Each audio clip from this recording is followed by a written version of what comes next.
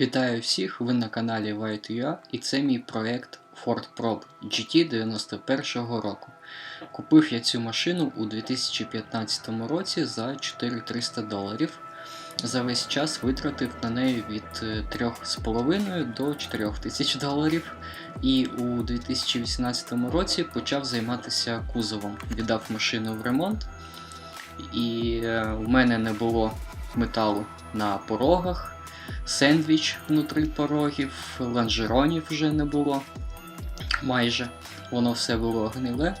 Я накупив грошей і віддав машину своєму товаришу, який дуже-дуже файний кузовщик.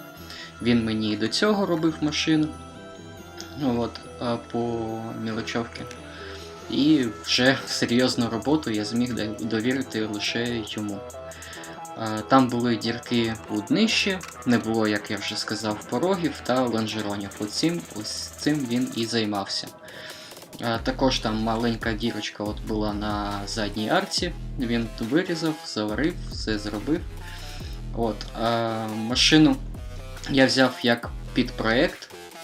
У 2015 році 3 роки займався тим, що ремонтував технічну частину, бо машина постійно не хотіла нікуди їхати, якщо можна так сказати. До речі, розгон з 0 до 100 в неї 6,9 секунд вийшов. Мотор у Ford 2,2 літри, рядна четвірка, 12 клапанів та турбіна. За це він і їде 6,9 до сотні, але не тільки за це. Він був колись у Києві і там зробили чіп-тюнінг мозгів машини. Проєкт зовсім ще не закінчений. Я ще хочу зробити обвіз, покрасити кузов, доробити салон. Там дуже багато роботи насправді. Я просто не встиг все це зробити, на щастя. Де і ви зараз бачите там фото і відеовідривки будуть. Все через те, що я дуже довго збирався робити автоконтент по своїй машині, тобто знімати на відео все, що я роблю з машиною і як їжджу на неї. Але чомусь завжди мене не було або часу, або бажання, або не знаю. Завжди все це але. І зараз вже зайнявся я ютубом. Тому перше відео по Форду це зборка, склейка всього, що з ним відбувалося за всі ці роки. Майже. Саме таке, скажімо так, цікаве вам показую. Це єдине відео, де я дуже прошу поставити лайк, ставити там якийсь коментар для того, щоб це відео просувалося. Бо це для мене дуже важливо, саме з Фордом. То саме автоконтент, бо цим я і буду займатися надалі насправді. Зараз там Ланоску, щоб роботи треба буде робити. З приводу Форда. Насправді, якби він не ламався в мене, у мене жодного разу не було такого, щоб я на ньому не доїхав додому або гаражу. Завжди довозив. Там чхав, не хотів їхати, не було холостого, на газ там натискаєш, він ледве їде, але все одно їхав, що дуже круто. Наразі по поверненню додому мене буде чекати капремонт двигуна, бо це вже пора робити. Заміна коробки перемикання передачі я вже купив, відмив, до речі, буде кусочок відео про коробку. Коробка дуже рідкісна річ на цю машину, насправді. Їх дуже мало, машин турбових дуже мало саме таких. Форда я випробовував на максималку, але я не знімав цей момент. На 4-й там взяло 5 передач, але коробка, яка стояла в нього, вона без 5-ї передачі, 5-та зломана. І це проблема саме в цих коробках. На 4-й розігнався до 200 км на годину, і розігнався дуже-дуже швидко. Це прям, ну, не хвилини йшло, а ну дуже швидко. От, коли зроблю мотор, потім там на трасу кудись виїду і також поснімаю розгон, переміряю розгон після капремонту двигуна. Машину мені варили приблизно 3 місяці, майже все літо, і ось це останні кадри з ремонту кузова. От, останні фото з ремонту кузова. Далі вже машина в гаражі моєму рідному. От, після цього я вирішив зайнятися трошки сидіннями передніми. Я дістав пасажирський і його спробував народними методами відчистити. До речі, це в мене вийшло. Водійський я не чіпав, бо йому труба. І якщо б я його намочив, почав би це терти, то воно би розлізлося. Зараз ви бачите результат. Помити і не помити сидіння. От, зараз ще так трошки фото любимої машини. Насправді це була моя єдина машина, і тому постійно ремонтувати я не міг. Мені треба було на чомусь їздити, тому ремонти я робив тоді, коли був вільний час, і мені не треба було їздити на роботу, бо міський транспорт то не для мене.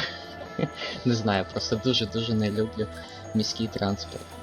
От, це я почав знімати, я не знімав весь процес, я зняв дверні задні карти. Ну як зняв, вони валялися на даху довго-довго у будинку. От, я обішумів двері, помив та пофарбував їх спеціальною фарбою для пластику. От, сюди я сам відчиню. І зараз побачите результат.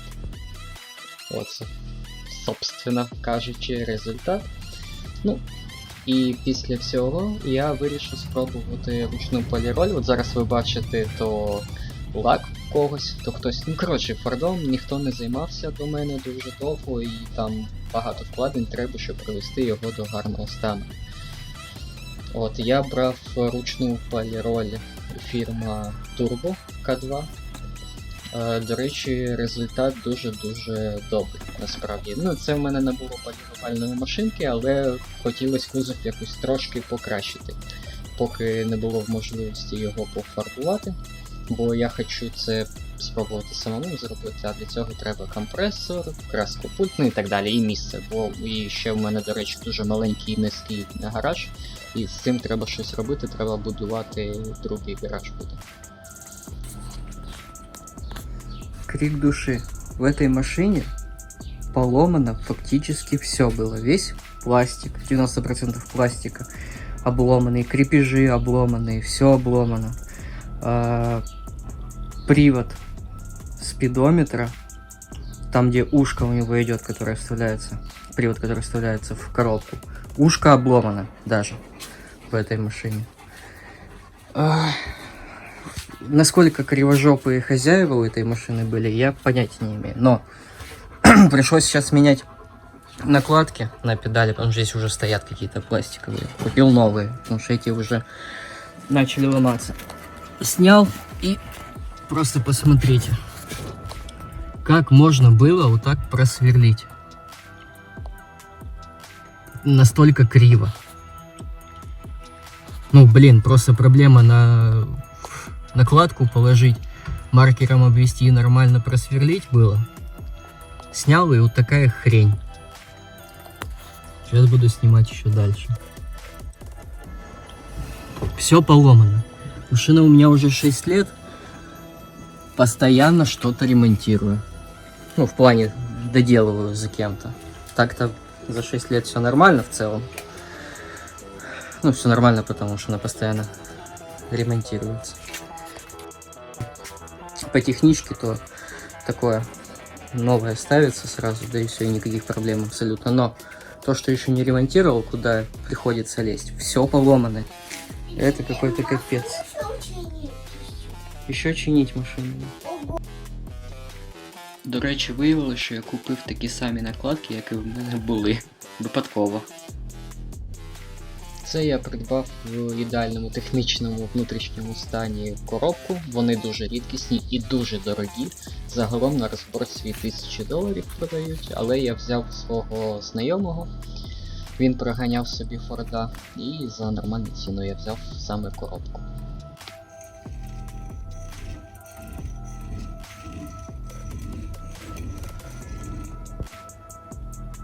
Почистил, закинул новую смазку.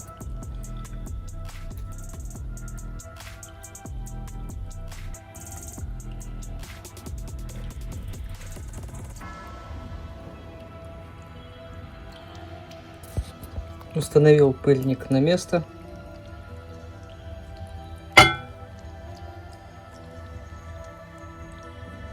Теперь слышно только, как шарики ходят.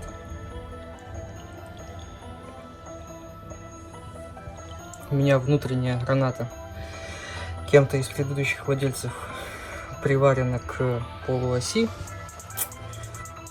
Мое счастье, что здесь нет никакого люфта в подшипнике. Вот. Единственное, что внутри было много абразива. Все вычистил, хорошенько нанес новую смазку. Смазку, походу, которая для шрусов нужна. Покупал дорогущую для смазывания узла переключения скоростей КПП. Внутри там тоже он мне скрипеть начинало. Закинул туда внутри смазку, одел там пыльник обратно. Уже года 3 минимум катаюсь, никаких звуков.